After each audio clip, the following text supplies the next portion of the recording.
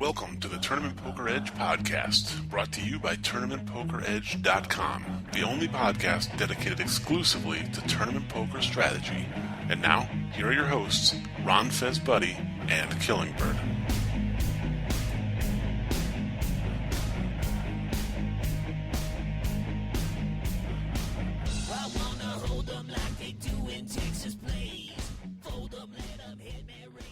Hey everybody, welcome to the Tournament Poker Edge podcast. Killingbird here, as always, with Ron Fezbuddy, and we are fresh back from Atlantic City. Have you recovered yet?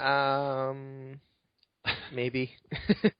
No, I have. It's been what, 4 days?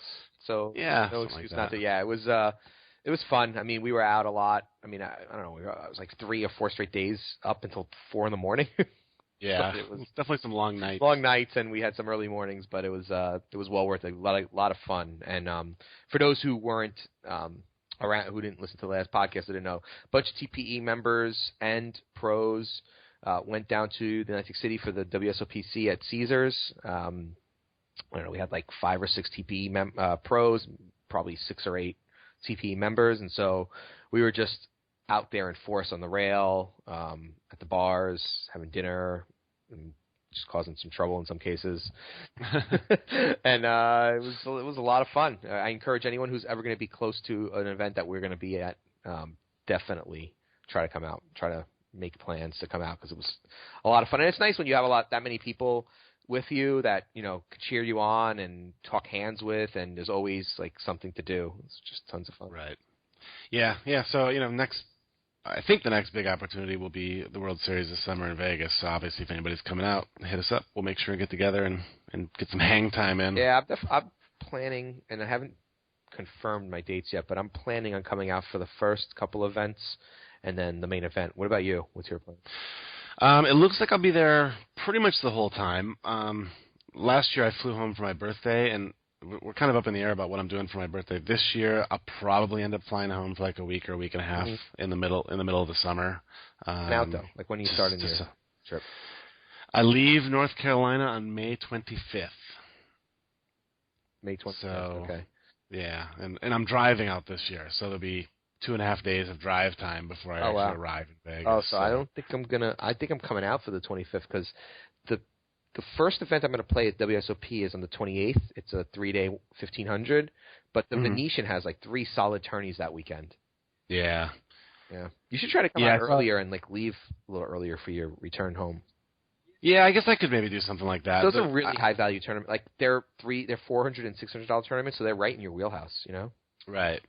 Yeah, the thing is that there'll be plenty of those, but obviously it would be, you know, great to see you and hang out with you and stuff. So maybe I'll try to mix it up. Well, it's good because it's the beginning, right? So there'll be like a lot of people there, and we could try to, you know, organize something around that with TP. Yeah. So. Yeah, so we'll see what happens. Nothing completely set in stone yet, other than the dates that we have the house rented for. But, you know, in terms of because I'm driving, I don't need to book anything. So yeah. I can get in my car and go whenever I'm good and ready. So you're driving home when you go back? I'll fly back. So I'll drive out there and then just leave my car there while I fly back for my birthday. Cool. All right. Yeah, so welcome to the Derek and Diego Travel Plan podcast. Yeah. Just in case you were wondering how to set up your travel. So how many miles do you have, Derek? Apparently not enough, because I can't get a free flight to save my life. What are we talking about? Good times. So yeah, I know we're gonna get into. We're gonna bring Cougars and DannyN13 onto the show here in a little bit to talk a little bit about how their trip went and talk a little strategy. But overall, how was poker for you up there? It was awesome. I shipped a tourney. I shipped a nightly, not a ring event.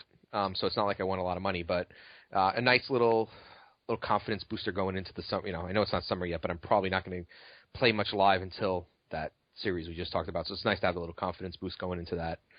Yeah, that was a lot of fun. Really soft tournament. I mean, I would say that it played comparable to a $2 on Merge. I mean, it was really soft. Really, I mean, it might even be worse than that. It was like you can't it. People always want to try to compare live to online, right? And say, well, that's a $10 tournament online, or that's worth $50 online. It's really hard because people they play so differently at the bubble, especially. Yeah, it's just so different, so bad. that I would say for the most part of the tournament, it was like a $5 tournament, but at the bubble, it was like a free roll. Right. It was just like bad. It was so one guy straight up antied out. Yeah. I actually sat next to that guy the next day in the 500. Oh, really? He antied out. He actually antied out. It's like, how do you do that?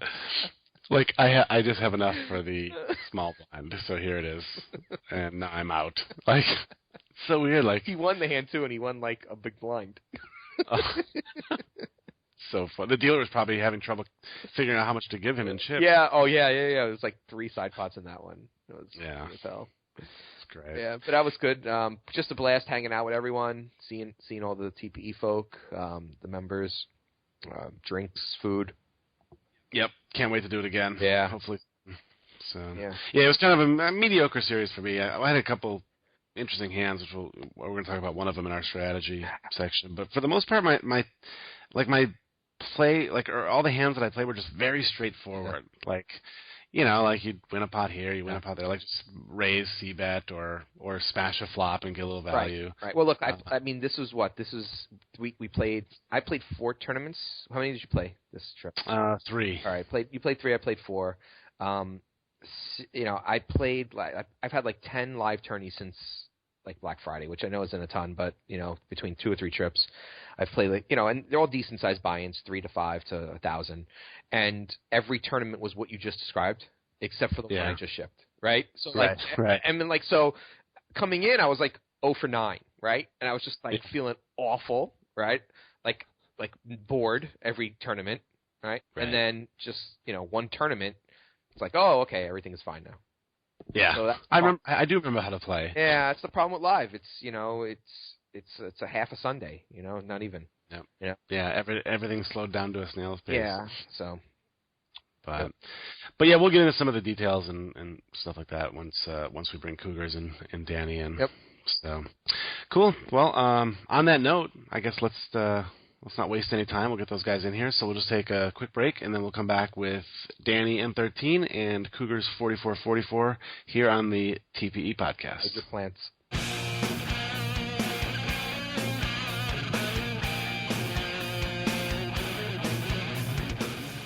Hey MTTers, this is Casey Big Dog Pocket Fives Jarzovic from TournamentPokerEdge.com.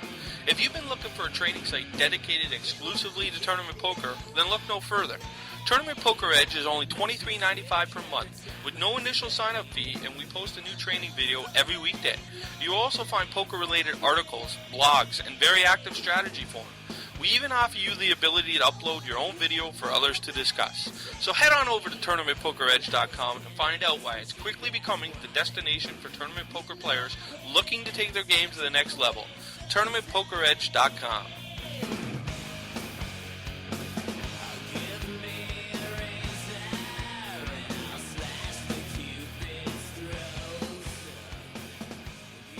Welcome back to the Tournament Poker Edge podcast. Time to bring in DannyN13 and Cougars4444. Welcome to the show, guys. How's it going? Going well. Have you recovered from Atlantic City yet? Yeah, it took me like 3 days to get out of my system, but back on track, eating somewhat healthy and drinking some water.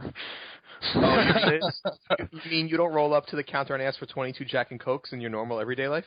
No, just 22 water. It's 22 water. We're sitting there watching. Who were we watching play at that point? It was Hunsucker, maybe? No, yeah, Hunsucker and Derek play, and yeah. they just asked what we like to drink, and Danny was adamant about getting 22 Jack and Cokes. But you know what? I admire you because she brought back 6, and who normally would have 6 Jack and Cokes brought to them in any reasonable legal world?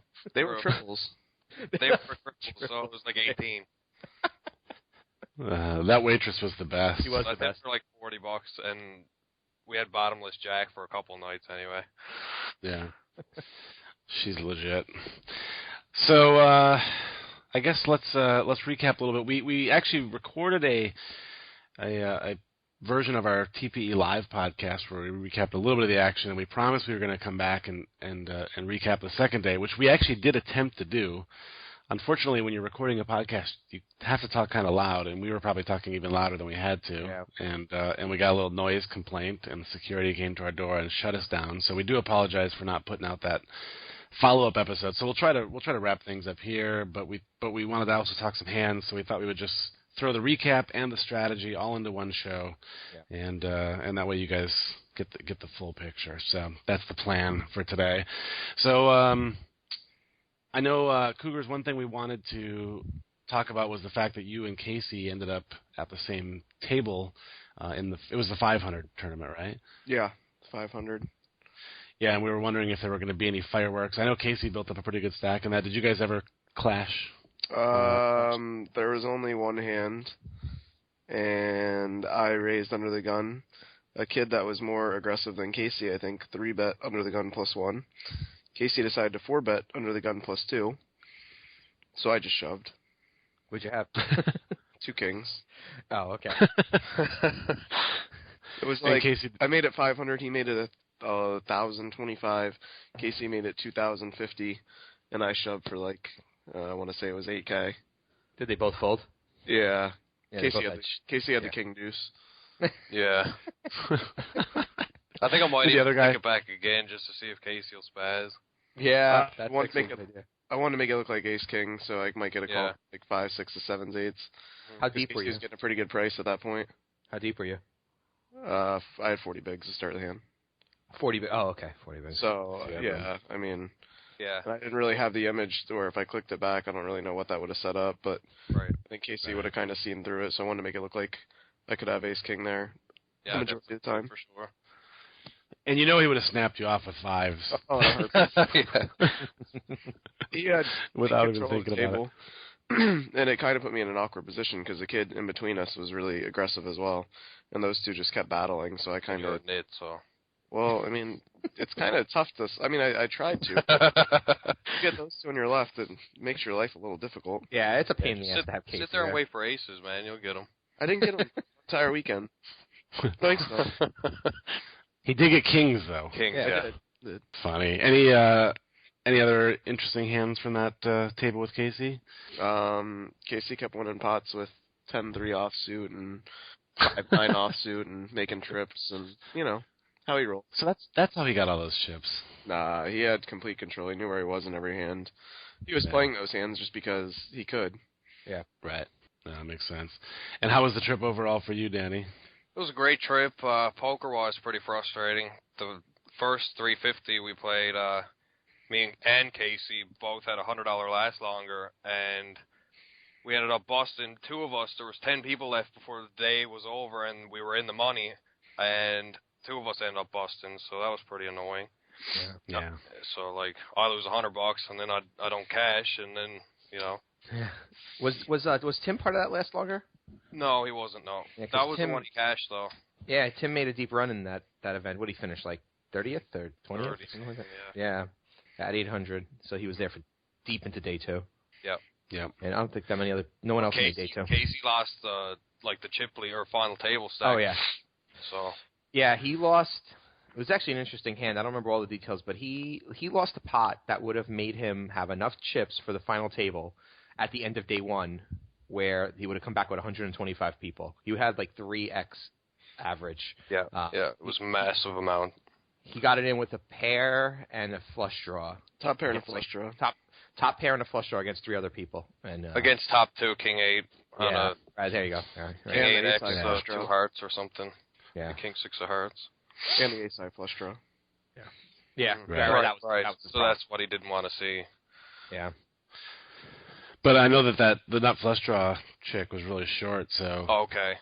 even if He would have. even if he had banged a flush, he would have still raked a bunch Right. of It chips. just sucks when she has your outs. Yeah, exactly. Yeah. But yeah, he would have definitely profited on the hand if he had hit his flush. Yeah. We also Oh yeah, let Diego brag because we know where he's waiting on it. Who, me? Never. What? My Find final subtle table. brags- I made a final subtle table. subtle brags by you all over the internet about. Oh yes, that tournament takes till 3 to 4 in the morning. Not that I've won it or anything. So I mean it's just a nightly, so it's not like I final table the. Just a nightly. It's just a nightly, but I Not will what you were say. saying that night. Well, look, 135 people for 200 is actually pretty cool. pretty good for a nightly. So, yeah, that was cool. I mean, it was crazy. It was the structure was so shallow. Was that your biggest live score to date? No, I cashed in the NAPT Mohegan Sun a couple of years ago, but just cashed. Such a live pro. Such a live pro.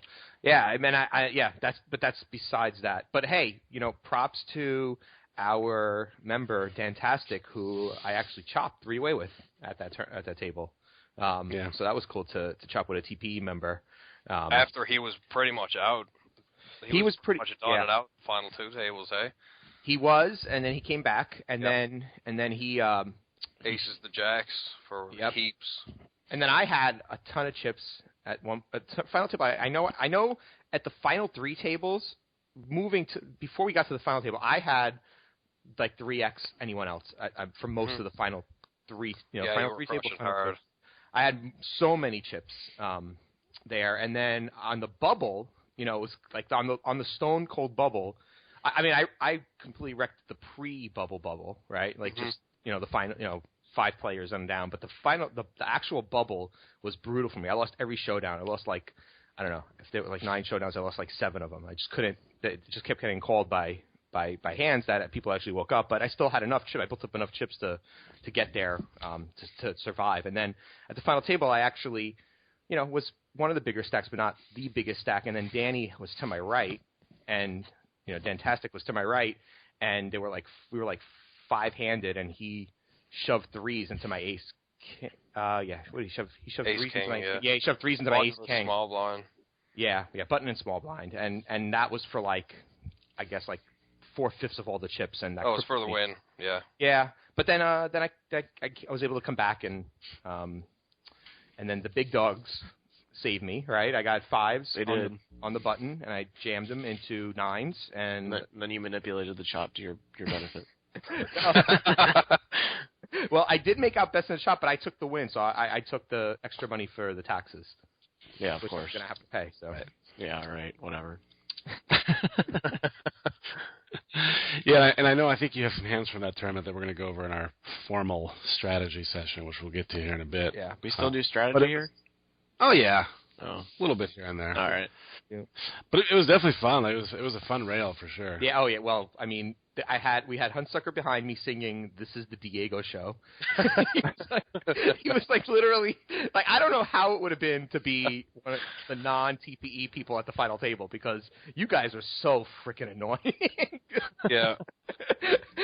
You guys were behind me dancing and singing. Oh, it was awesome.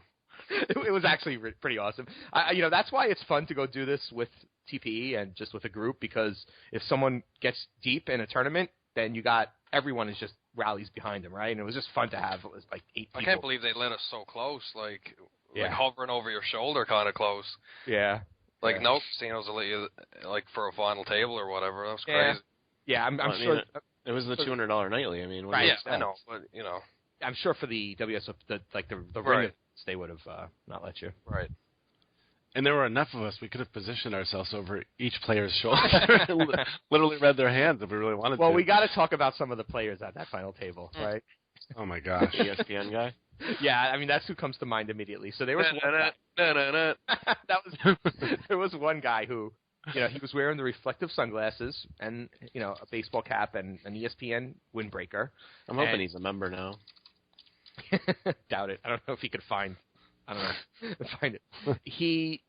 Every time a tough decision was to him, which when I mean tough decision, I mean like easy call or easy shove for anyone who knows anything about he would agonize, take off his hat and his sunglasses, start squeezing out his head, and start cursing. Like, fuck, I don't know. Oh, he's just screaming. Stressful. Like the instances where he had 2 big blinds behind him, was in the big blind, and you shoved, and he had ace 9. Yeah. Face-up fold. That's a face-up snap fold. I mean, he took at least 3 minutes to fold his ace 9. He had ace 8, and ace I 8, yeah. I had been at this point, shoving or opening 85% of hands. You guys were there. Yeah. I mean, like at least, right? I mean, it was the easiest bubble I've ever been at, so it was just like the pre-Stone Cold bubble. I was just chipping up like crazy because of it. I was just opening everything, and then I could fold to anything that was stack wise, I could find a fold to. But at this point, You ripped that one, hey? With what? You ripped that hand from the cutoff, did you not? Yeah. But that's because everyone at that point had less than That's right. Yeah. big blinds. You know, there was no. I was shoving super wide range there, especially if a guy's going to fold 2 big blinds behind. It's unbelievable. So I shoved ace 8-7 off. And I was like, fine, this is good. Everyone has 7 big blinds. They're all afraid to bubble. Boom, put it all in, and then he just takes the hat off and starts groaning, and he's like, "This is a big laydown, man." This is a big laydown, man. And then he does his fancy fold, right? Because I guess he has a lot of practice folding. And he's like, "I'm just gonna tell myself it was a good laydown. I had ace 8, man. What'd you have?" I'm like, he showed the ace 8. He showed the whole table with ace 8. That's right. Folded, and he's like, "Folding this to you is respect." You should have said, "Wow, I can't believe you folded. I had ace king." Yeah. Oh, I would always pepper some of those out there, just like make me feel good about their play. But it did suck. I had Dan wasn't at my table at the time. I had the only competent player to my left at that pre-bubble. What sucks is when people take 3 minutes to make those decisions with 20-minute levels. Yeah. Yeah. Buddy. But that was pretty bad. Wasn't he the same guy who when when Dantastic shoved 3s and you called with ace king, he folded 9s, right? Yeah. Mm-hmm. Yeah. With like 2 or 3 big blinds. Big blinds. So it was button shoves, small blind, reshoves. He's obviously an ICM expert. Yeah. And he had 9s. But the thing is, Dan and I were both taking turns shoving, so it's you got to be scared of me, obviously. I'm a problem. Terrified. No. Obviously, you have to be. Obviously. No, my hand. My hand. Because Dan and I are like, we're playing ICM-wise fine. We're not getting in each other's way unless we had to. So for me to shove there when we had 2 of the biggest stacks was definitely a sign that I had something. But, the guy had 2 big blinds and 9s, and he was going to get hit with a small blind next hand anyway. Right. So anyway. Well, and I thought it was funny too at the end of the night when you guys chopped 3-handed, and the third guy is like, "There's 2 of you edge guys. I have to chop," for whatever he said. He's like, "You guys have edge all over you. I don't know what to do. I'm just chopping." He was fairly confident though. He seemed to play pretty all right. He was fine, and and Deo got $200 less the first place, so of course it was a good idea. Right. He was fine, and we were three people with 3 stacks equal, so it was, there was, and it was like 3 o'clock in the morning, and we were getting short. I don't know if maybe we had 12 big blinds each or something like that. So well, and in fairness, Diego probably should have gotten the better shot because you have to be afraid of him. Right. Shut up. Right. Silent assassin. So intimidating. He just towers over you. That's right. It's a stare. I got the Ben Lamb stare, right? Oh, gosh. And before we forget, we should also throw out props to we mentioned Hunsucker. He went deep in the 500, made day 2, and I think ended up finishing like 20th or something like that. I think he was at final 2 tables, was he not? No, there was 22 remaining, and he was one of the first people out, wasn't he? Yeah. It sucks. Yeah, it was. He had a really big stack, and then and lost a couple of crucial hands right at the end of day 1. He came back with like 17 or 18 big blinds, I believe. Yeah. But he had come back from 6 big blinds earlier in the day, so I think we were all just stoked for him that he was able to make that kind of a run. Sure. Gave himself a chance. Yep, that's all you can do. And Derek didn't do anything other than slow roll. Did you play Derek? I did. I actually went somewhat deep in event in 2. Sleep. Deep in sleep. I think it was paying 90, and there was like 180 something left on the clock when I busted. So I almost min cashed, which is what I do. You don't even do that anymore. That's true. I don't know. I've been min cashing maximum. When was the last time you cashed a live tournament? Vegas, but that was the last time I played a live tournament. So we're not all live pros like Shaun Cougars. Yeah, we're not all WSOPC final tables. Come on now. We're not all jealousy. Jealousy. Sean's phone is like set to like the WBT final table blog from his one, and he just like fumbles it onto the table. Like, so sorry. Oh, sorry. Did you see that? I'm 2 feet on a paper list. All right, I'll remember this. I guess I haven't taken these WPT patches off. Didn't you get like hats and stuff? Actually, I've seen you wear a hat and like a WSO or what was it? WPT hat this weekend. I haven't worn a hat in about 3 years, but I do own one that they gave us. Yeah. Because your head's gotten so big. That's definitely the main reason. Right. Oh, man. The very bonds of But it was poker. clipped to your fanny pack, was it not? I don't even know what to say to that. Let's talk about you and plans. Photo. Yeah. Put that photo up. Could it be your photo for a couple days? No. It could be his pro photo for the site.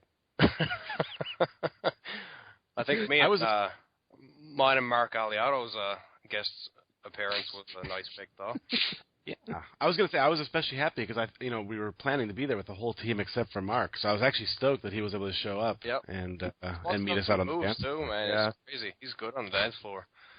Absolutely, Unbelievable. That night, and a sharp dresser too. Yep, that night was painful, but we did everyone. Okay, so Friday night when we got there, for a bunch of us, we went out after whoever played tournaments busted, or the day ended, and we went to one of the bars there, and we just had a party there. And I was shocked that everyone showed up for the 10 a.m. focus group breakfast that we were hosting. We were there physically. I don't know about mentally. Yeah. But thanks to everyone who showed up for that.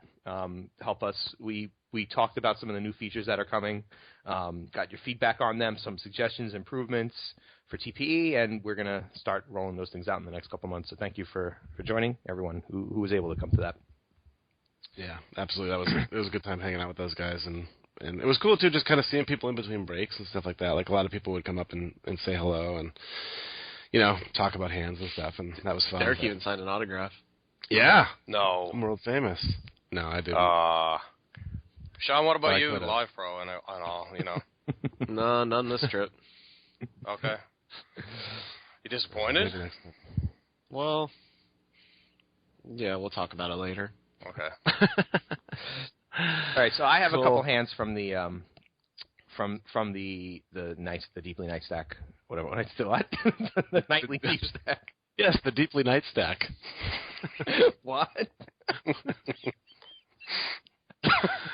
What is going on?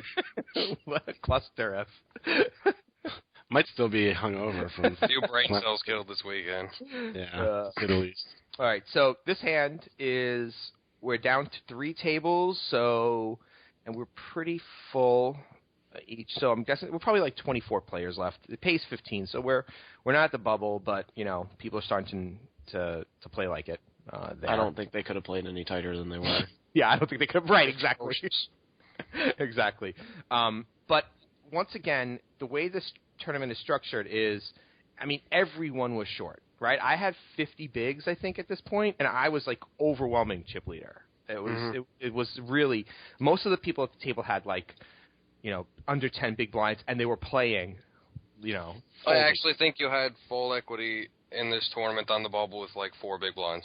Yeah, I agree. I agree. So it was a great situation for someone with stack like me because I was opening or shoving depending on who was behind me, most hands, and and I could play accordingly based on that. So that's what I was continuing to do.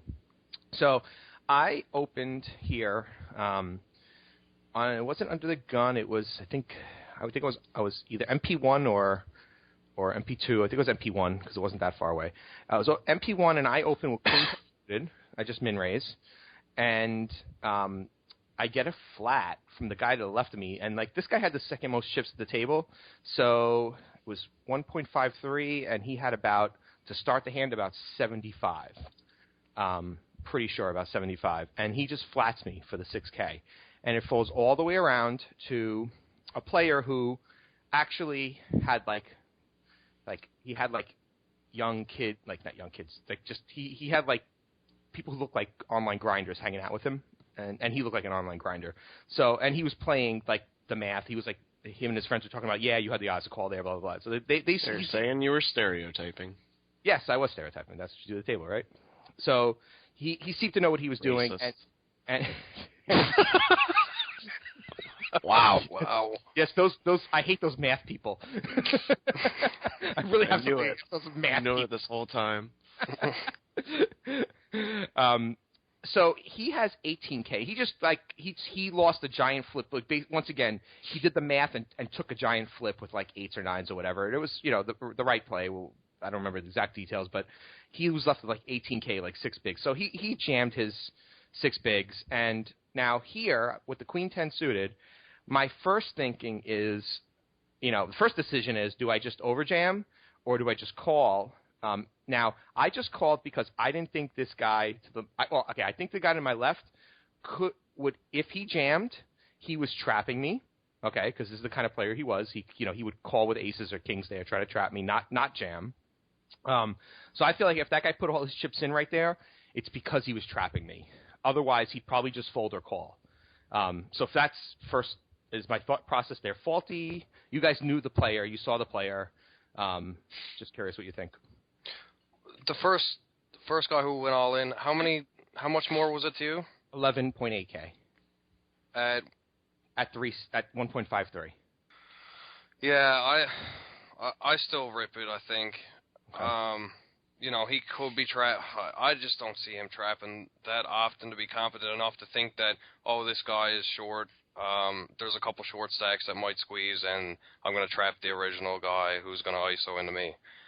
Right. I would rather just ISO shove, and I'm over it. If he has it, he has it. See, I just feel like he never... I think flatting is kind of bad. Okay. Because then you give him the opportunity to jam. See, I don't think he's ever jammed. That's the thing. This isn't a live thing specifically, and not. I wouldn't do this online. Right. But with this particular player, I don't think he's ever jamming there to get me off of anything when he doesn't have a... I just think he's still set hunting so many stupid pairs and, suited connectors and everything. He's still thinks he's way deeper than he is. So, I think you should ISO and just, play a 4 big blind pot, and with all the antes and everything in the pot, it's a massive pickup when you win that Queen 10 suited against the shorty. Doesn't really matter when you lose because it's such a small Exactly. percentage of your stock. Yeah. Right. Right, so if I jam there, and so He's if I folding. jam, he's folding a lot of the time because we think he's doing that not just to trap me, right? It's like with his pairs and his ace jacks, ace queens. Yeah, something I even think he folds ace jack when you ISO. Yes, and stuff. and he does. So even here, 7s and 8s, I really think he does because he just all in to those people means a monster in that, And then you're- that particular. And you're getting 3-1 on your 2 big blinds or whatever it is, or yeah, I agree with all that, but I also think that there is you gotta not be afraid of the chance that he's trapping and just go for it. Right. Okay, but if he is trapped, okay, right. I mean, I understand that, but Yeah. if he is trapping, I can get away from it. And post, I have a shot of taking the pot down anyway. Right. If he just calls, and he might fold. Honestly, he might fold to this raise. He doesn't understand the math. Right. He might So fold to the 1.8. so you're planning on stabbing at almost every flop. Yes. Yes. So then you put in half your stack. Well, you know what? I'm going to take that back. I don't know if I'm stabbing at every flop. I mean, a lot of them I'm going to stab at, but I'm not sure if every one. But okay. I mean, I see the rationale. I took, I guess, what I thought was a little less variance spot by just calling. Were you nervous? No. Was not. So when paint hits the board, you're c-betting, right? Yeah, I am. Because you've got to assume this guy has a small pair of suited connectors. Yeah. And he already registered them on. So, yeah. So when paint doesn't hit the board, what's your plan? You just hopefully check the whole way down until you hit something, or No, until you know what? until the turn comes. I probably will c-bet almost all the time, and I don't. So to the way what I originally said, I probably will c-bet almost all the time there, and I don't think I have to make a giant c-bet to. I would just bet 1/3 pot. Right.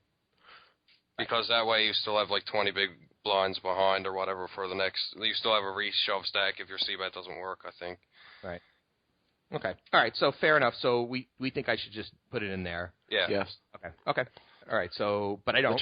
That's what the Turbo Master says. Turbo Master says that. Okay. So I fair think enough. he claimed himself to be the world's best turbo player this weekend. Yeah, I'm pretty sure. Claim that.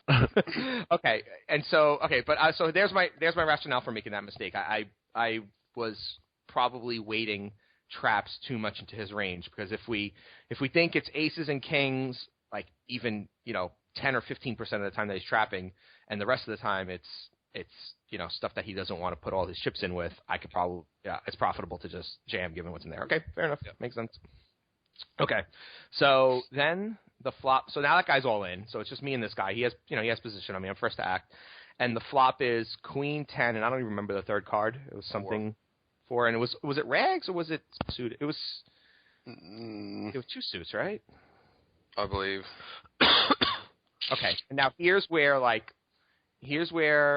probably acted too fast, and like all the chips involved in the pot. You can't read the pot. What the pot is. Like I'm trying to keep track of it in my head. You're not good at math? No, I am, but what it is.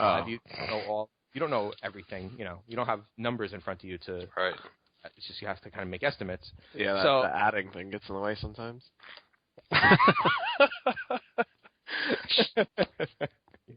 You.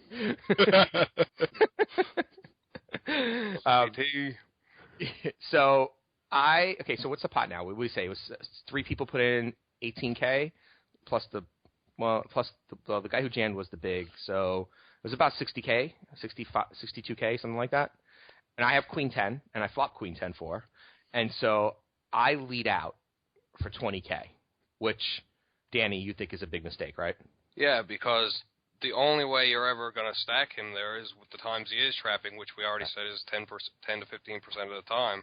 Yeah. So what are you going to get value from? Why are you bluff it? Or you're getting him off his complete range there every time, unless he has like a jack 9 suited in there or something, And here's the mistake that I make, and I do this, I think, not just live, but I do this online as well. I c-bet when I was going to c-bet no matter what, because I don't want it to look like, oh, well, he's not, like, plus I c-bet all the time. And at that table, every flop that came down that I opened, which was a ton of them, I c-bet.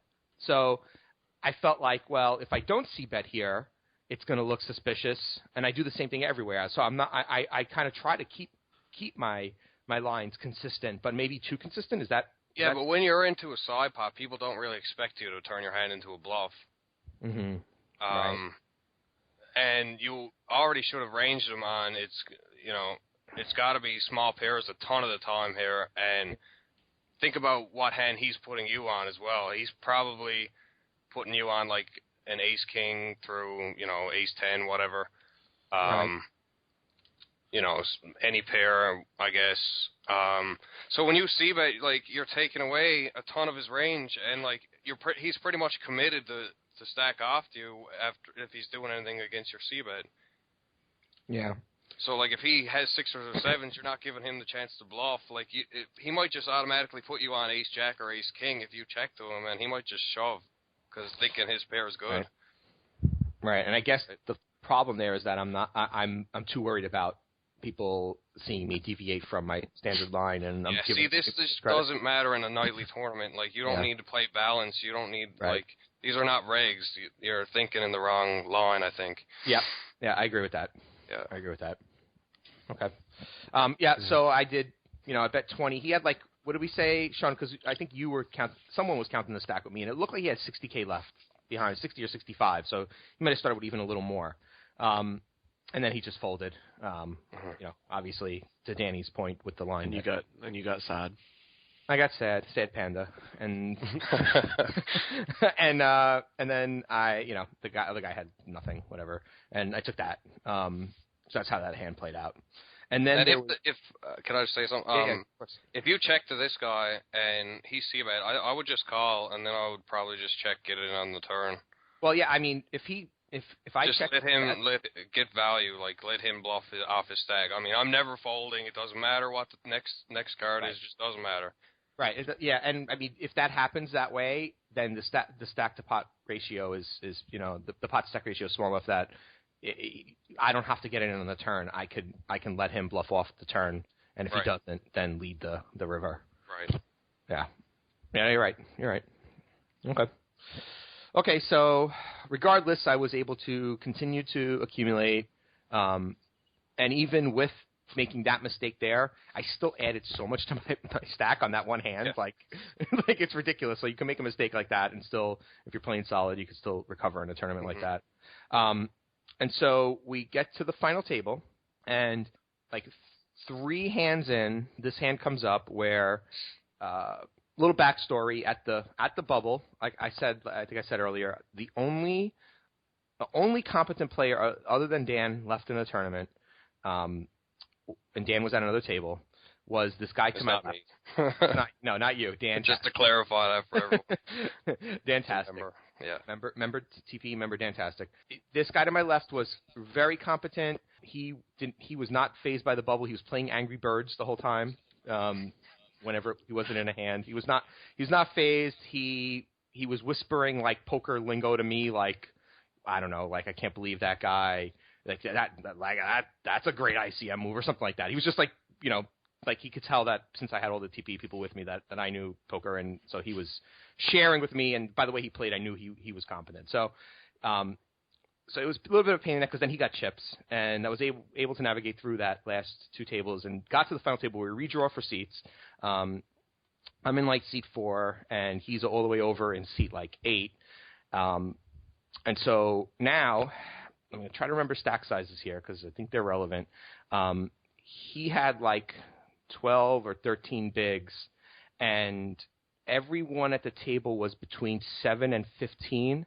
Except for me and the other guy that I ended up chopping with, not Dantastic, the other guy, the only other guy with a big enough stack. And actually, this guy had 16 or 17 bigs. That's what it was. No, 18. Okay, so now it like 3 hands in. So he'd been at the table with me before. He knew I was opening a ton. I opened like the first 1 or 2 hands of the final table, and then the next hand that comes up, in early position, I have ace-queen. I might have even been under the gun or under the gun +1. And with most people having under 10 bigs, and I think I had about 80 bigs at this point, I open jammed. Which How many did you say you had? God, I'm trying to remember. I think you had like 22, 23, if I recall correctly. Yeah. And like I said, most people, except for the guy with the giant stack, he was the only other guy with more chips than me. Everyone else had mostly under 10. Like the guy to my left had, the guy with the 9s, folded. He had there were like 4 people with 3 big blinds, right? There's like, we got to the final table, most people crippled. And so I jammed the ace-queen, and instantly I was annoyed at myself. And I knew it was a mistake.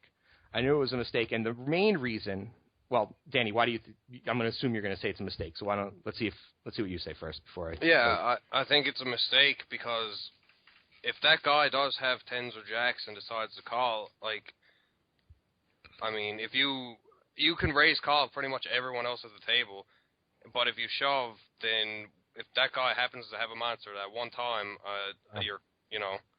you finish 8th or 9th and your tournament's ruined. So can I raise fold ace queen in that spot? I don't think he's ever reshipping lighter than maybe 9s or. We're talking about the guy who has me covered, right? Who's not the super competent player.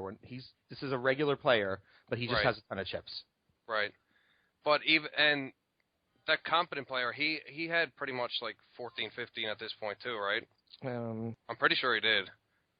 Yes, he did. He had like 16. Yeah, so you got him, and then you got the guy who has just as many chips as you or whatever, and you're shoving from EP. I think if those guys I think it's better to raise fold. It's just like I get the shove. It's a less variance play, right. But at this point with the given stacks, I think you got to be raise calling there. Just you could raise call for value. Right. And exactly. You know what? That's exactly what I was going to say. Yeah, I don't think that's why I think I'd be raised folding. I'd be raised calling because they can shove worse aces, but and they that's might not why call your shove with. That's why I was pissed off, because this guy had seen me opening a ton. So my range is not ace king, ace queen only. It could be ace jack, ace 10, ace 9. It could be anything really. But from a final table, you have to call all those other stacks. So I mean, you're raising hands that you're calling the other stacks with. Right. So you have to have a hand there. You can still be raised calling with worse aces. He can. Yes, that's what I'm saying though. But like, So what do you say? I still don't think Diego's going to be opening Ace-5 off in this spot. I mean, probably not. They're like crushing your range here when they reship. I'm pretty sure. I mean, Ace-Queen is, I think So the you're minimum saying- you're opening is like Ace-10 suited in this spot. And they should know that, because given stacks, you have to call all the 6 and 7 big blind stacks. But now you're giving them credit for knowing these things. Well, most people that play should know that if you open, that they have Do you remember big what? blinds. Do you remember ESPN guy? Yes, You forget yeah, him, or- but I watched the table. I mean, all these people weren't ESPN guy. Yeah, I think if somebody shoves like 4 bigs, they have to assume they're getting a call. Yeah. which is fine. But the I mean, point is, you don't I think the the other... shove is fine. Don't get me wrong. I think it's okay, but I think I prefer a raise call pretty much everyone except the big stack. Right. Because your edge isn't to take a flip. Like, these people are reshipping, like, the only thing they're reshipping that you have beat is Ace 10 suited, Ace Jack off. Right. But, I think the problem is that I didn't allow for that to happen. Like, there is a non-zero chance, and I think it's more likely a better chance of that happening than me getting someone to fold, reducing my variance. And I don't have the math for that. But I think, my gut tells me that the variance I reduced is not worth the opportunity for someone who, and literally I was just pinning it down to the one guy who had a clue, except for Dan. Mm-hmm. I was just, for some reason, as soon as I jammed, I was like, shit, I should have just opened, and that guy might jam over me with Ace Jack, Ace 10. And then it gets to him, and he tanks, right? Yeah. It gets to him, and he tanks, for 2-3 minutes, maybe even more. He's just sitting there thinking, and he clearly has a tough decision. He folds, and he tells me I had Ace Jack. And he goes, and if you didn't open, I would have jammed. Yeah. And I'm guessing he's telling the truth there. It seemed like... I don't think he's lying. He's definitely jamming Ace Jack. Yeah, he was definitely given... But, I mean, we narrowed him down to maybe 2 or 3 hands he would do that with, but I think that... But I don't think your edge, even his edge, is to be reshipping on you from an EP open when you've got to call so many people. I think... But Danny, the one thing, though, is... would it be fair to say that my image was ridiculously aggressive? Yes. Maybe recklessly aggressive? Yes. To some of these guys? It was... I was opening 80%, 85%, so I didn't have to have Ace Jack or better there. No. I think that's the thing. Even though I wouldn't open Ace 5 there, given the change in the dynamics and being They at the don't final know that. table, I don't think they know that. I think that everyone who played at that previous table with me thinks I'm a maniac. Right, so you're raise calling everyone except the dude that has the stack, who's incompetent, who has the same stack as you. Right. And I could have, and I'm thinking that the guy who is competent might jam on me with Ace 9, Ace 8. Yeah, he might widen his range. I don't know if he will, because I think his edge is just shoving any 2 cards on the Giving weak him too players. much credit. It wasn't like he was, I never played the tournament. I mean, I'm just, if the guy's competent, the edge at the final table is shoving on the weak stacks and that are waiting for prize jumps. Right. Not to reshove into an EP open, one of the first hands of the final table. Right. Okay, so what do we take, though? Oh, wait, look, I mean, I definitely agree and understand what your argument, but what do we take away from the fact that he had a huge decision with Ace Jack? What should we take away from that, given now that we know that about a player like this? Is it then better to do the Ace Queen knowing that with the just opening? What do we take away from that kind of player? How do we profile someone in the future, what they're capable of doing? Well, you're definitely raised calling for value there. Right. In the future. Right. If he has a tough decision with Ace Jack, I mean, if you open, he may be reshipping. If he has a tough decision there with Ace Jack calling off, he's going to be shoving lighter than Ace Jack. Right, and so we can't, and he's one player out of the other, 6 that were, other 8, whatever, that was capable of thinking at that level. I think Ace Jack is an easy fold for those other guys, but he's only one player of the rest of them. Mm-hmm. So we can't play just thinking about him. But for some reason, as soon as I jammed, I was like, shit, I didn't give him an opportunity to hang himself. But he's the only one you have to worry about. Yeah. The rest of the hand's kind of going to play itself. Yeah. Right. But you're taking away the main problem I have with this hand is that you're taking away all the 4 and 5 big blinds or whatever. You're they're folding. They think when they see an EP open from the chip leader or an EP jam, it's like ace queen ace king all day. So they're folding like you know. Yeah. Some That's people fair. may think they have fold equity with like 7, 8 big blinds, like the 4 big blinds or whatever. Obviously, think you're going to call. And 3 of them don't even know what fold equity is. So Right. You know what? I think, Shaun, you summed it up perfectly. Why I knew it was a mistake immediately, because if I looked at the table and I assessed what everyone would do given my action, everyone was an easy decision. If a raise or a jam, well, a jam obviously is no decision to make after that. But if I had raised every single one of those other players, my decision was easy. Call everyone except for the guy with the big stack, and then the only one that was that I would have been able to induce was the guy with the 17, 18 big blinds, and that's why I was annoyed at myself the minute I did it, because I definitely agree with that now. Yeah. You know, that's why I was annoyed. Exactly. Yeah. Everyone else is easy, so I didn't give the one. You know, I didn't let the one spot develop.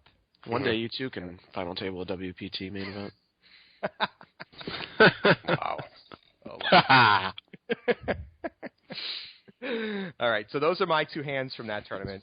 But anyway, it was interesting as we marched down to the end, because we did have some guys folding just themselves to 2 big blinds. Yeah. And then the big dog pocket fives brought the tournament home for me. So thank you, Casey. Save the day. Even though he wasn't there. He was still asleep by then. It was still. Right after Dew got mad for not chopping. yeah, that's right. Cool. All right, any Derek, did you have any hands that are worth talking about? Yeah, I actually had one that I thought was kind of interesting, so I thought I would run it down. This was in day 1B of the 350, I guess is how much it was. The big 2-entry day tournament that they had. So just before this hand happened, I found out that the villain in the hand was Steve Danneman's girlfriend, and I don't know if that has any application, but I guess maybe it means that she might know a little something about poker, maybe. I mean, I guess you could argue whether or not Steve Danneman is any good, but let's just she was cute for an older woman, I thought. Steve Danneman looks like he just loves life. Like that guy is like, he was just rolling through, just cackling. Yeah. he came by the table several times and was talking to everybody at the table, and he was very nice. I was guy. at the table next to you when that was all going on, and he was just like, he'd roll in, he's like, "What's up, everyone?" He's just like, the guy is like lives the best life in the world, right? He finished second in the main event a couple of years ago, and that's it. The guy's just rolling around, rolling. And he was standing over her shoulder while this hand played out, so I was also kind of thinking, like, is she gonna try extra hard to win the hand because he's watching, or I don't know. I just thought that might factor in, but maybe it does, maybe it doesn't. So we're at 150, 300, I believe. Yeah. It's kind of important. And yeah, it's important information to have. She starts the hand with about 14K, and I think I have about 12K, and she's under the gun. So she limps from under the gun. Solid play. Yeah. That's a good start to the hand. Wait, where are the blinds at? I'm sorry. 153. Okay. He thinks. Yep.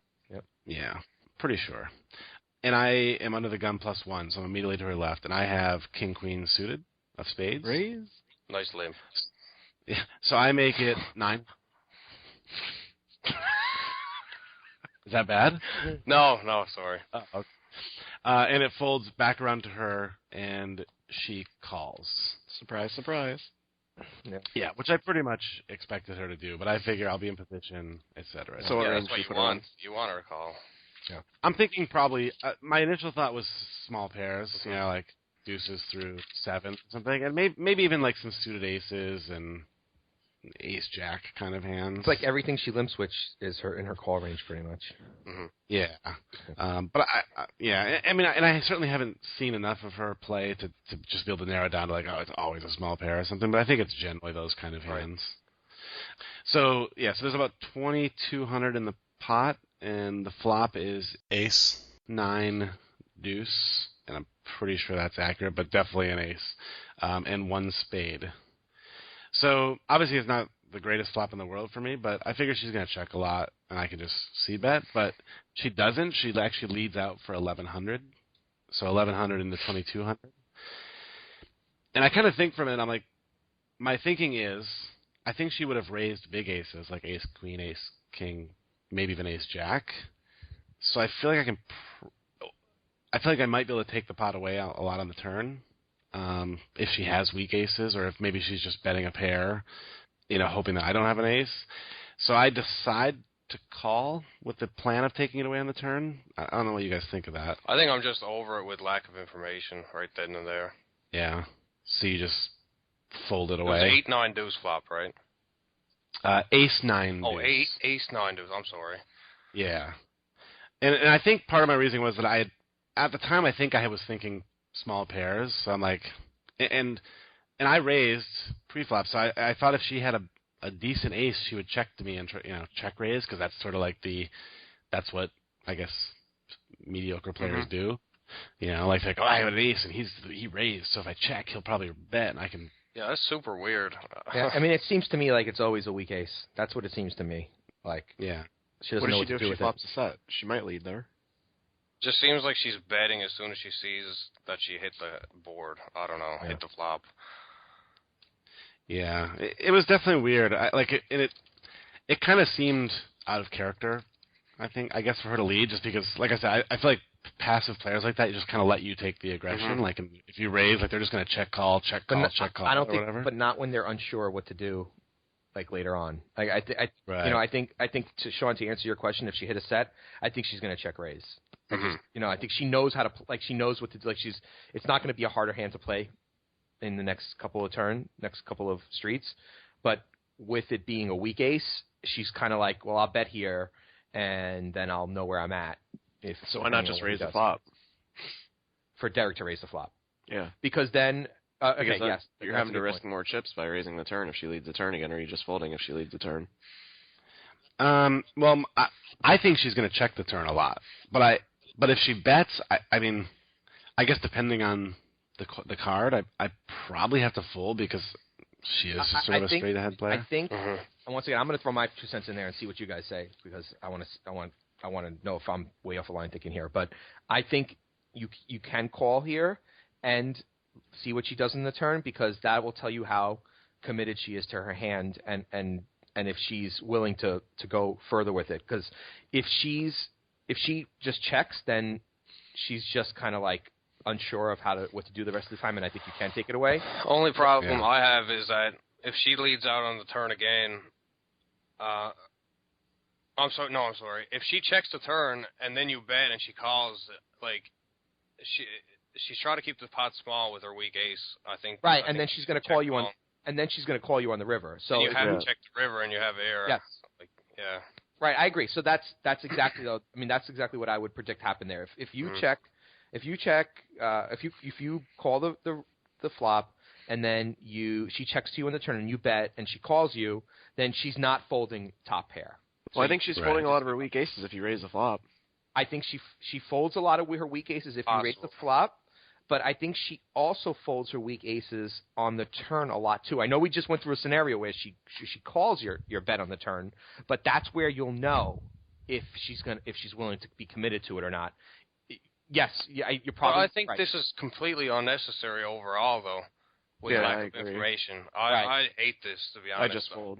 I just fold. I'm done with it, and move on, and find out where she's at next time. I mean, just pay attention to how she's playing, and avoid these unnecessary spots at 150, 300. You're 40 big blinds deep. I mean, whatever. Yeah, you don't have to outplay everyone. Yeah, especially someone like that. It's not really a leveling war against someone who might just get committed to their ace and just go with it the whole way and like not folding station-wise. Right. Yep. Yeah, a fold is probably better. I tend to get I tend to hear Casey in my head going, the donk lead is always weak. But I guess if that's the case, lead's a lot different live, I think, too. Yeah, especially from a really passive player. I should probably. Do you think? I think it sounds like everybody agrees folding is better, but do you think that raising the flop is better than calling? Yes. Yeah. Yep. That was my point. I think I go fold, raise flop, call flop. That's right. All right, so that's fair enough. I can accept that I messed up that flop. So then I guess here's kind of where I think it starts to get a little more interesting. The turn So there's 4,400 in the pot when I call. The turn is the jack of spades. And I remember I have the king, queen of spades. There was already one spade on the board. So now I pick up a gut shot straight draw and a flush draw. And now I'm kind of thinking in my head, if she bets, I'm just going to jam because I've picked up so much equity. So there's 44 in the pot. I'm like, if she bets and I guess I have at this point about 10K behind. I'm like, if she bets 25 or 28 or 32, I'm just going to shove. Because I think she will. Oh fold yeah, all those I'm not terrible calling. I'm aces. either shoving or fold. I'm shoving. Yeah. I'm over. Yeah, and that's kind of my thought. I'm like, it's kind of the perfect card for me in many ways. But then she does the thing that drives me crazy. The live players do. She bets 1,100 again. So she bets 1,100 into 4,400, and now my shove is sort of awkward size because I'm gonna jam 10K over. I'll probably bet 5K bet. and just bet and shove the river. Yeah, maybe that's better. You just called. What do you think, Sean? What would you do there? I'm trying to think what her bet sizing there on the turn really is.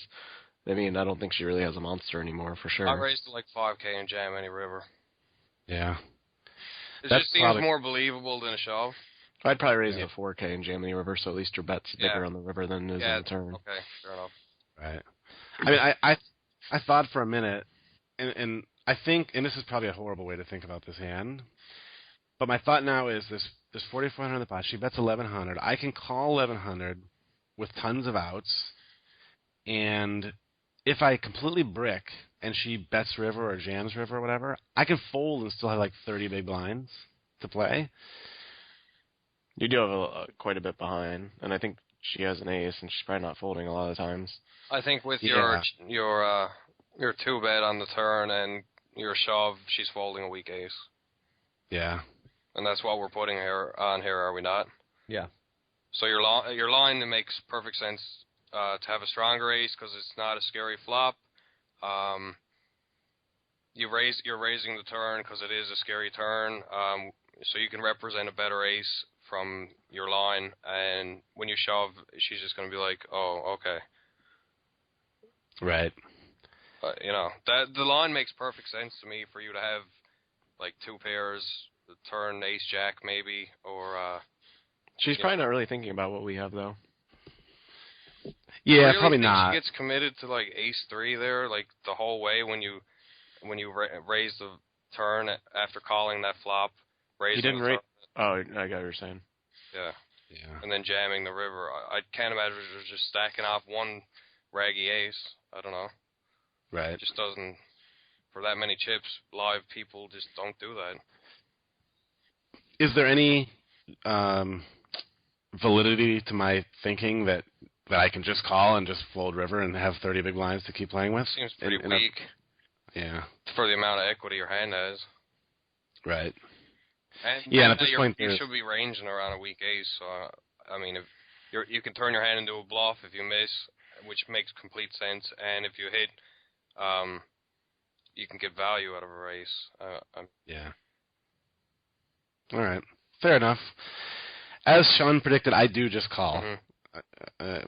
Based on the argument that I had. And again, I don't think it was necessarily a good justification, but it was the justification I had at the time. But like a champ, I bang a 10 of hearts on the river. Obviously. Because that's what I do. So now there's 6,600 in the pot, and she bets 1,100 again. Click it back. So, yeah, I'm wondering what you guys do here. I thought about just jamming, but then I was like, I don't know if she's good enough to realize that looks bluffy. I think it's kind of like Danny was saying earlier. When you jam, people just go, "Oh my God, monster!" But maybe not. I'd probably jam as well. I was just kidding. Yeah, I have about 9. I guess at this point I have 8 or 9K. Just shove. Or I'd either jam or make it 3,000. Yeah, and she has, like I said, she had me covered by about 2K. So if I have 9, she has 11.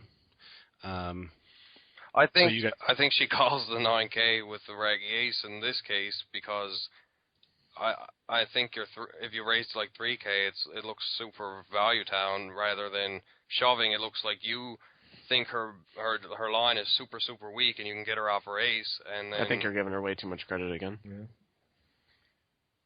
Yeah, maybe. I mean, it's possible. That's just my thought. That's how I would do it. Right. Yeah, I ended up... You're talking about somebody who bet the same size in the flop turn and river. They're not that confident.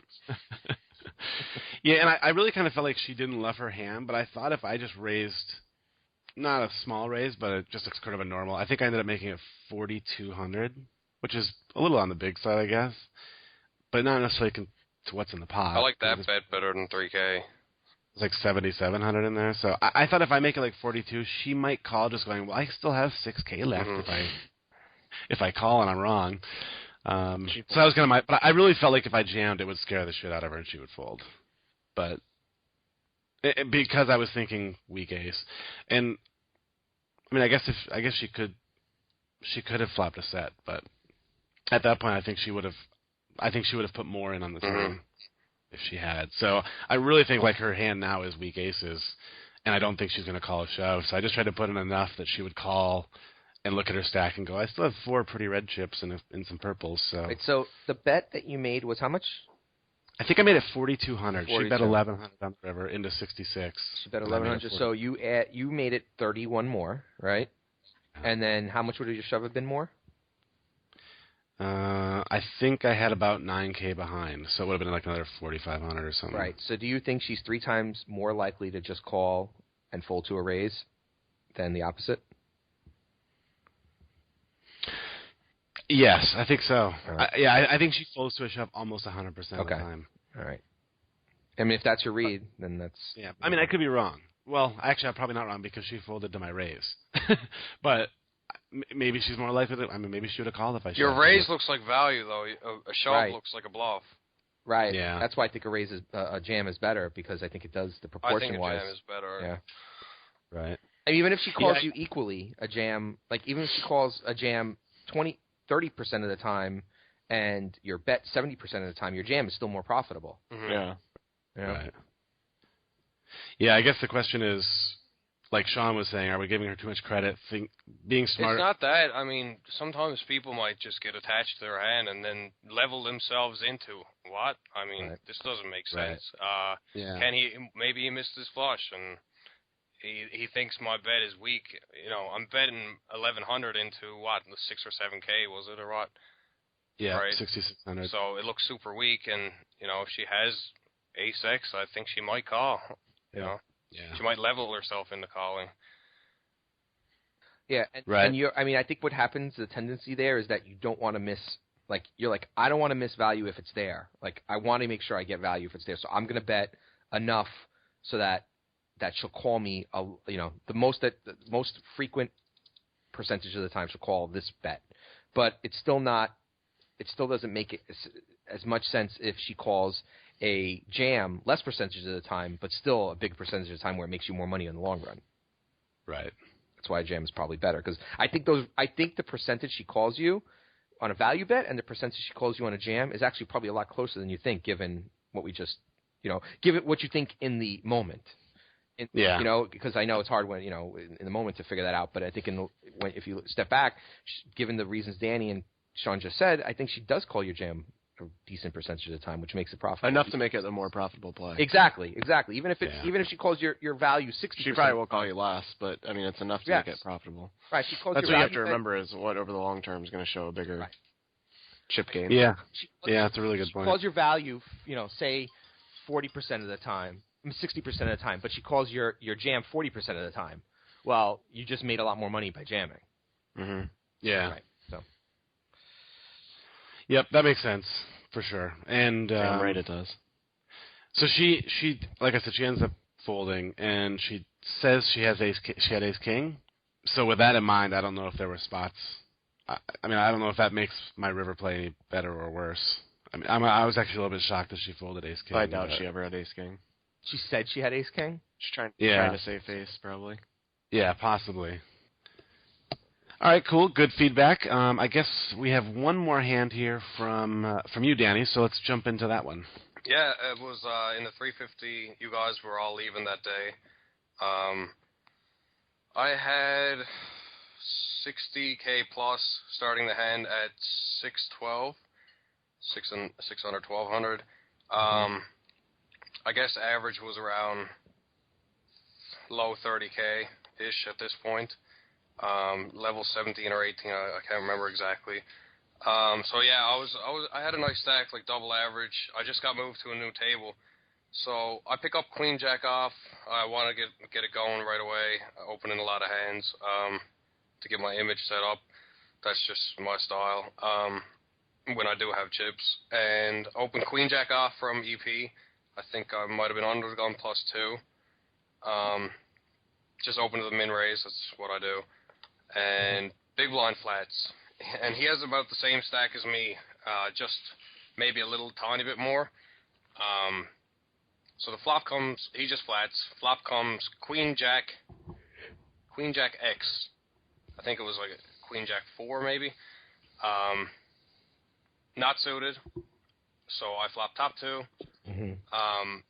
He checks. I c-bet the min. Not the min bet. Sorry. 2,400. What I opened to is what I meant. I'm sorry. Oh, okay. Well, yeah. I thought you were saying. I know. Yeah, I'm sorry. I'm like, wait a second. Yeah, so I bet the same thing I opened to. Okay. And he flats. Next card is a 9. So I still have top 2. I still don't think there was a flush draw out there. So he checks. I bet 5,900. I obviously still have to continue because in case of 10 or, it is getting more draw heavy now. I think you should just min bet again. Cool. Cool, man. Like the lady in Derek's hand. But I still think I'm going to get value from any jack, any queen, etc. So I want to keep building the pot. Don't really think I'm beat here very often. So he goes into the tank after he checks and I bet continue. And he is out. He asked me what the bet was, and he puts a 20K stack out there with the same bet I had. So he's 5xing my double barrel. Check raising to 5x. So I have 2 options here. It's either shove or fold. I can't call because I'm pretty much committed to call whatever the river is. So I've got to make a decision right then and there. So, I mean, what exactly can you put him on here? A set of 4s, Queen 10 maybe, and just committing himself with a open-ender and top pair. Maybe the same thing with Jack 10. Maybe he has Jack 9, Queen 9, that he's betting check raising to that sizing. It really confused me. Anyway, what do you think about that? That's a tough spot. I mean, I'm not the expert here, obviously, but I feel like he wouldn't check raise quite as big with a set. Right. I wouldn't think. Unless it brought some kind of like crazy combo draw or something. But like even a small check raise is pretty strong here. Like any check raise in this spot from this kind of guy, I think he probably has a big hand here, and he wants to make it look like he has a pair and a draw. Right. Exactly. Exactly. That could be. That's what it feels like to me, anyways. Because he knows that you're thinking and competent, and so he's trying to. Well, how does he know that Danny's thinking and competent? Because I have a patch on. And he just got to move to the table, right? So it's not like Danny's. Yeah, I played like 3 hands. Right. Right. But the patch certainly could be a factor. Yeah. I mean, maybe. No, probably. So what are you putting him on, Sean? I don't know. I mean, it's hard. I just feel like his sizing is making. I don't know. I'm probably leveling myself here. But to me, it makes it seem like. I mean, I definitely think you got a set of 4s here. Well, so he just called you pre with let's what do 4s do? Calls you pre, then check calls you on the flop, right? Mm-hmm. Which 4s would probably do, or would 4s from this guy more likely? If he puts me on he's just check calling because he wants them to go ahead and 2-barrel the turn. Right. Yeah. And he's not worried. He's not worried about a draw. So 4s are not worried. I mean, not the flush draw for sure. It's not there. And then, but why so big with 4s is the question. Is he capable of leveling Danny this way? With no info. Unless he knows who I am, but, some right. fluke. How much do you have behind after you bet the 5? I started the hand with like 60, I'm going to say like 62, 63, so I opened to 24, C-bet 24, and double barrel to 59, so that's like 12K. So I've still have almost 50K. And he makes it 25. He check raises to 25-9. Like he's not giving you any room to tool out. That's for sure. Like that's what makes it weird. Is like that's what I mean. I think top pair and a draw. You've made it. Your bet is small enough for him to just call and see the river and take the lower variance approach as opposed to build a gigantic pot with good equity but not the nuts. Right. So I think given that or a huge hand. Right. That's exactly it. I think the price that you gave him is perfect for him to see another card on the river with the hand that you want that you're beating. So it's air or a set in my opinion. See, I disagree. I think it's a hand that he's willing to now get it in with, but I think he probably wants. But why would he get it in? Why would he get it in for? What did you say? Was 200 big blinds? What did you have? 70 big blinds. 60 each, really, roughly. 60 big blinds each. Okay, 60 big blinds each. So why would he? Danny made it cheap enough to get to see another card. And why would he take such a huge high variance line with one pair? With one pair. What if he turns 2 pair though? Jack 9, Queen 9. That's definitely possible. No, he's doing it for value. Mm-hmm. That's the only thing that makes it value questionable. 5x? Why would he 5x value? Because he could be scared of he just might not know how to play the next card. Right. And I mean, what if the 4 pairs the board, or the 10 comes, or the king comes? Well, and he's probably also thinking here, well, if I go ahead and 5x it here, I'm basically making it easy on myself to play and making him commit one way or the other. And I'll just get it in, and if he has me beat, he has me beat. And also, my bets look kind of like I'm just double barreling. I could be just trying to get him off the hand. Whereas if he 2.8x's you, then you decide to ship over top of him. He's got a tough decision to make. This way, he's already made his decision. Right. At this point. Right. Yeah. I mean, I similar question. Why does he 5x with air? Why does he just 3x? And if you don't, and if you shove, he can fold. Why put 25K in? Yeah, I think that's in a spot where you're either going with your hand or you're not. Right. So I don't know. It never feels like air to me. Yeah. And it seems too big to be a monster. It was one of the weirdest decisions I ever had to make in live poker. I think for a key pot, I shipped. He snap calls 10-8 off. Oh wow! Oh, wow. Wow. I mean, that's definitely possible as well. Yeah. Why so big? Is it a level? I think it's a level. Yeah, like I said initially. Yeah. Yeah. Yeah, I think the hands with showdown value that want to get to the river are just going to check call. So, and I think Derek made a good point for why it's not air. Mm-hmm. Because it's just too big of a. It's why bet so much. Do you think it's ever Queen 10, Jack 10, Jack 9, Queen 9? I think it has to be all those hands sometimes, does it not? I think he just calls. I think live they just call with a hand like that. Even their 2 pair hands? No, I don't think they call with 2 pair hands. I don't think they call with their 2 pair hands. Yeah, because they want to build pots at that point. What you just said, wasn't that pair plus a draw? Or did I just a Queen 10? Queen 10 is an open-ender with top pair. Right. So Queen 10, I think he just calls. Yeah, so 2 pair is definitely interesting. 2 pair, given what you... Yeah, I could see him playing 2 pair like that. And he might have wanted to bluff a pro. You never know. Yeah. So did he flop it? No, he flopped the gut shot, the lower end of the gutter. And he peeled the flop. Yep. Which is fine by him, I mean, but why is he flatting 10-8 off to just me out of position? I don't know. Right. I get it if he binks the flop, blah, blah, blah, but, still, long term, that's absolutely terrible. Yeah, you want him flatting there, but it's worked against you this time. Mm-hmm. It's one of those... But just his sizing, he pretty much has the nuts, Yeah. Right. And I'm not getting it in there with aces, I don't think. Yeah. Aces and kings with the gutter, still probably not. I think he has to have thing. Huh? King Queen's kind of the same. You go broke there with a top set though, right? Oh yeah. So Dan, let me ask you. 100%. I don't think I want to get in the mood of folding sets very often. So top two is almost the same thing. I think the only set he can have is 4s. Yeah. Right. So you still have 4 outs. So that's always a weird situation. Like that's just weird. He could have 9s. Yeah. He can have 9s. He He can have doesn't want 9s. to 3-bet and have to play the whole hand out of position and play a guessing game.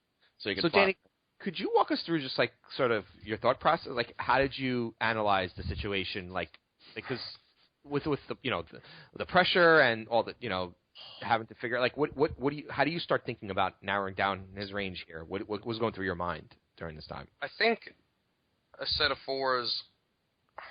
Like, do you say to yourself, okay, let me think here what his hand, what like, do you go back and trace every step, like, from the beginning, or have you already sort of done that, as each street developed?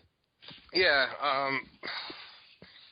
like I said, it's the weirdest, it was the weirdest check raise I've ever seen, like, with my hand. I just couldn't fathom folding it. I can't imagine someone check raising the 5x with the nuts.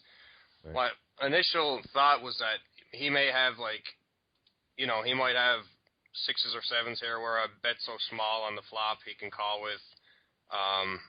Any pair really he probably calls a c-bet with there. Mm-hmm. I think I had to continue in case it was 8-9 or 9-10. Some king 10s in there. Obviously 8-10 was in there. We can now add 8-10 to the add 8-10 range. off, and yeah, just he seemed like a competent player. He had loads of chips. So I think he's still flatting Queen 9 suited and Jack 9 suited in there too. I mean, he could even have the same hand as me, and he probably plays it the same way. Yeah. True.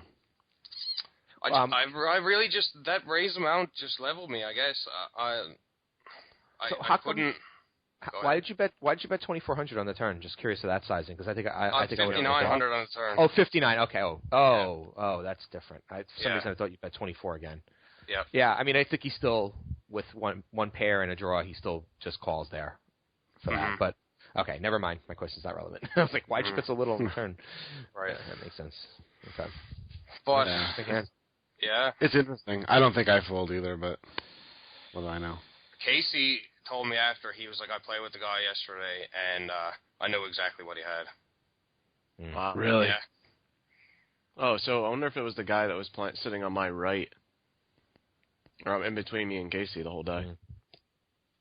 I'm not sure. Because that would have made it different. Is that right? Yeah.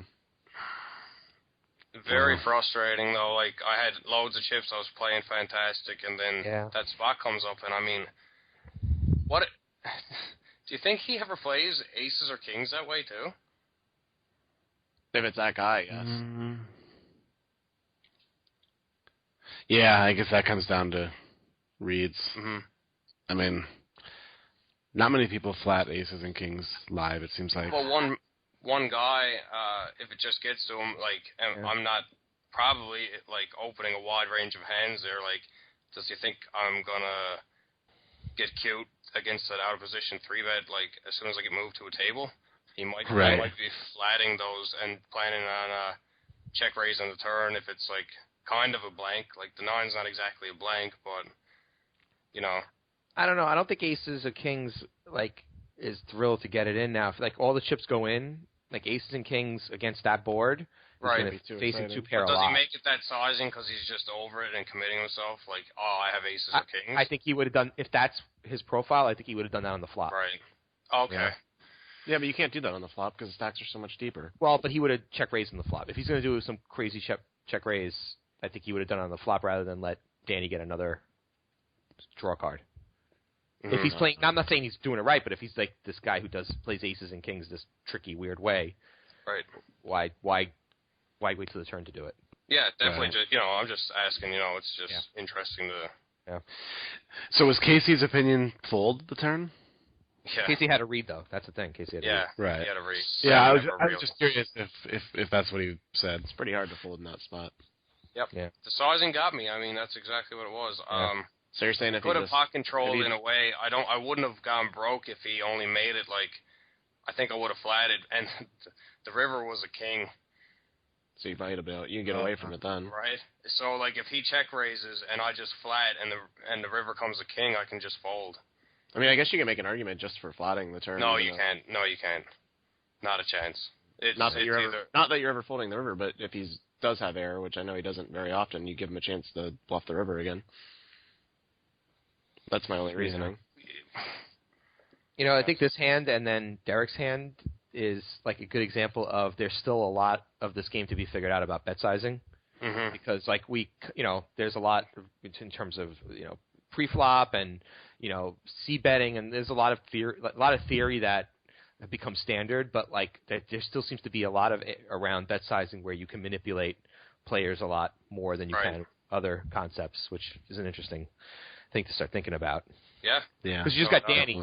You got Danny, put it all in, and he can read the situation as good as anyone, and that bet size just completely like it's an area where there's not where you can do things that confuse the shit out of people. Mm-hmm. More so than any other area. Sure, and almost readless too. I mean, right. It was a great play by him. The sizing, Right. That's pretty much the only way he gets my stack. Right. Yeah. I mean, Interesting. Yeah. Definitely a good hand to talk about, though. Yeah, for sure. Cool. Well, all right. I guess with that, let's wrap up the strategy segment. So thanks to Danny and Shaun for joining us. All right, fellas. Make Thanks sure you guys listen to the end for Danny's introductions. Oh, wow. All right. Yeah, I'm going to have to lop those on. It's now safe to bring your plants back out. Yes. Either way, besides poker, it was a great time in AC. Yeah, absolutely was. Thanks for coming out, Danny. Danny it was a bit of a hike for Danny, so thanks for making that trip, man. Yeah. Really appreciate it. The Disney World of Canada made it all the way down. That's right. Cool. All right. Well, we'll take a quick break, and then we'll come back here and wrap it up on the Tournament Poker Edge podcast. They're rocking out in Florida, passing down on Virgil. They're stepping her down in Ramy and Grey Rivers, I am told. There's France swaying Daltas Harbor, Britain and Fortune Bay, and even out in St. John's they party night and day. Oh, they work all day, party all night, have a drink or two till on go the lights. There's lots of local music, it's fun to be had, and if you ain't a newbie, well, sorry, that's too bad. They're rocking on the Avalon and around the southern shore, and up the Northern Peninsula and on to Labrador. There's schools playing wall push, there's card riding Maine, mainland or an islander, we party just the same. Oh, we work all day, party all night, have a drink or two till on go the lights. There's lots of local music, there's fun to be had, and if you ain't... Welcome back to the Tournament Poker Edge podcast. Special thanks to Cougars and DannyN13 for joining us today. I know they're probably still recovering from a long week in Atlantic City, so appreciate them taking some time out of their busy schedule. Yep, good stuff. I think that was fun. We always like to try to think about what we covered there, and I guess we've done a couple of pure live podcasts, but that one was really pure situational live play. Like there was nothing that you couldn't compare or take that and say this is exactly like I would do it online, because it had to do with the stack to pot ratio, which is a lot different online and live, and just the type of player, which would that live player prototype really came out in all those hands. So, yeah, I think one thing that made it sort of especially interesting is the fact that Danny and Shaun were both around for those hands. Yeah, that helps a lot. They got to see the table. So they could actually see the dynamic, and they knew who the players were that you were talking about, and that makes a big difference. Yeah, it shows the importance of really paying attention at your tables and getting those live reads. That's the big thing there. Like in all those hands, everything was related to that person's profile, like what we knew about them and what we observed or didn't observe at that point, and what our decisions were based on that. As we said with the Ace Queen hand, when Shaun sort of narrowed it down to distilled what I was really struggling with there was that, everyone else was a very easy decision for me, except for the only person that I could have induced something from, I closed that option off to them. And that's the thing that I regretted, and why I regretted the way I played that hand. But once again, it came down to that live read and my understanding of that player.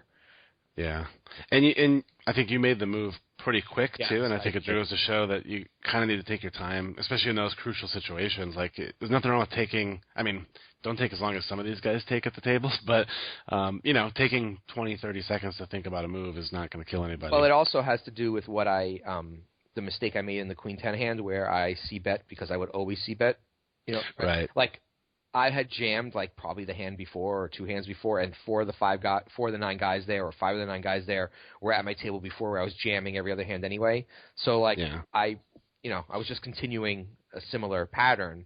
But these guys really, they don't pick up on deviances to your normal, normal play. They don't think about balance. You don't have to think about balancing. You just have to, like in every case, way more than online. Just do what's the best in that particular spot, and don't worry about your balancing your hand. Yeah, I think that was one thing Danny was saying, and I think he makes a really good point about that. I mean, these guys have pretty short memories, and if they were even thinking about it, I mean, if they weren't in the hand, they probably weren't paying attention anyway. Right. And like you said, one guy was playing Words with Friends or something. Yeah. Angry Birds during hands. Right. Shows you, and he was one of the competent players. Yeah, well, that he clearly had done this a bunch of times before and knew that, was not like, you had the ESPN guy who was like, deeply involved in every decision, and like this is like a big deal to him, and that guy didn't really care. It wasn't. Right. He knew that there was still, a lot to go and whatnot. But I think the one thing I learned specifically, I picked up my aggression, bubble more than I ever had in a live tournament in that tournament, and I saw the effect of it. It's like, if they're going to let you do it, just keep doing it, right? And you can't be afraid to start doing it to test that out. Yeah, it's the only way you're going to find out if they'll let you. Yeah, exactly. Really, exactly. So, and of course, I mean, it helps when you have, like you said, 3 times what the second place guy has. It gives you some comfort room. You know what it to is? Make those moves. But the difference is that it hasn't been like this in a long time, but in the past, before I think I became more enlightened on poker, I'd probably be, and there's still a little bit of this left, but like for one of the first times since I've become more enlightened on poker and really studied it, and this still happens from time to time, but what really I think I progressed in is not being afraid to lose a big stack, because that's kind of like what have stopped me in the past from playing so aggressively on the bubble is, well, what if I shove into these people and someone wakes up with 9s or 10s or jacks and calls me, and then I lose a big flip, and now I have 15 big blinds instead of 28 big blinds or something, which is a big stack at the time, right? But like that kind of thinking leads you to start, not make the right moves and not play well. Now you have to, you don't want to take reckless gambles, but like not being afraid to lose the big stack would eventually drip away the stack. And I think that's one of the things I was able to sort of overcome, and why that was a fun tournament to play. Yeah. It was definitely good times. Yep. Congrats, by the way. Stuff. Yep. Cool. Well, let's go over what's happening over at Tournament Poker Edge this week. Yeah, I think the biggest thing that is going on is the return of Bourbon for the Win. Bourbon FTW. Excited. Yeah, so he hadn't played much since Black Friday, so we kind of lost a little touch with him. But I was just going back over some of our old videos, and he really, for a one-shot series that he did, a couple of months ago, he really had a lot of positive feedback. So we invited him to come back and do another series, and so he's going to do a couple things. One, more regularly contribute, but to start, he's doing a hand history review from one of our members, and we have him also doing, and this is awesome, he's doing a theory video on aggression. So yeah, pretty good guy to do. Yeah, exactly. He's got a reputation for being a super aggressive guy. So he has, and it's not, the thing about it is it's not just like reckless aggression. The guy is very thoughtful and has a lot of, a lot of reasoning for the way he plays, and so he's going to put together a theory video on playing aggressive poker. So that should be out in the next couple of weeks. So that's the major thing at the site. We wound down the big mega series between Big Dog Pocket Fives and Ben Warrington when they were at the same table. So that has come to an end, and that was pretty cool. A lot of great feedback on that. T-Twist is doing a micro-steak series, which is running right now. So we had some requests to do a little bit more micro-steak videos, and so we, served those up right away. And Danny, who you just heard, his T-Coop main event live sweat just ended. And there's a bonus video for members in the forum on Danny's. I had to censor his bust out hand for public consumption, just in case there's any little kids watching, or people watching at work. People watching at work, yeah. But it's one of the best bust outs I've ever heard, so I put it in the forum for anyone who wants to, and label it not safe for work. Yeah, that was funny. So that is going on. A couple of articles from Daryl Jace, and some those videos we talked about. So it's primarily what's going on at the site. Nice. Yeah. All right. Well, with that, I guess we'll wrap it up. Thanks again to Shaun and Danny, and thanks to everybody out there for listening. And we will see you here next time on the Tournament Poker Edge podcast. See you.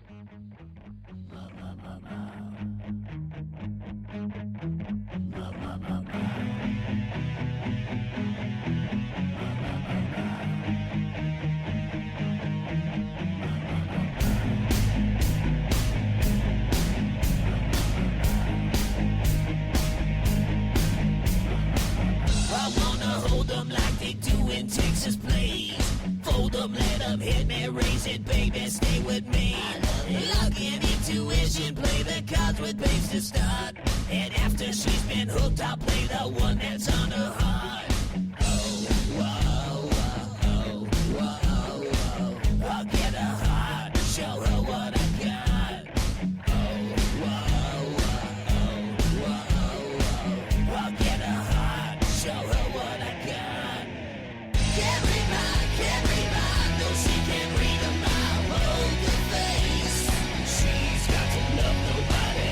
Can't read mine, no, she can't read a mile. Poker face, she's got to love nobody.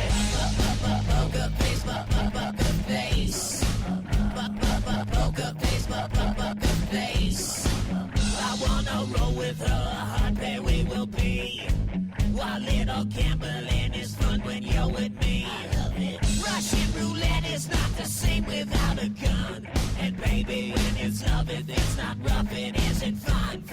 Oh, whoa, whoa, whoa, whoa. I'll get her heart, show her what I got.